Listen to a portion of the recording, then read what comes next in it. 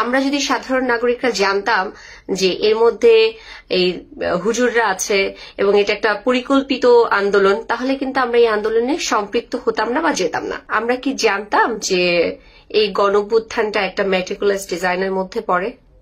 জানতাম না। আমরা কি জানতাম এই গণঅভ্যুত্থানের মধ্যে এই যে তথাকথিত মোল্লারা, হেফাজতকে আমি বলছি, হেফাজত সহ আরো যারা আছে মোল্লারা, যারা হচ্ছে নারী বিদ্বেষী, নারীদের ক্ষমতাকে তারা অন্য কিছু মনে করে, নারীদেরকে তারা হচ্ছে উন্মুক্ত মঞ্চে দাঁড়িয়ে বেশ্যা বলে আখ্যায়িত করে, নারীদেরকে হিংসাকে তারা হচ্ছে একটা প্রতিহিংসার জায়গায় নিয়ে যায়। এই যে মোল্লা গোষ্ঠীগুলো, হুজুররা, এই হুজুররা যে এই আমাদের এই গণঅভ্যুত্থানের মধ্যে থাকবে এবং তারা, আমরা কিন্তু জানি না, এখনো নিশ্চিত না যে হাসিনা কি মেরেছে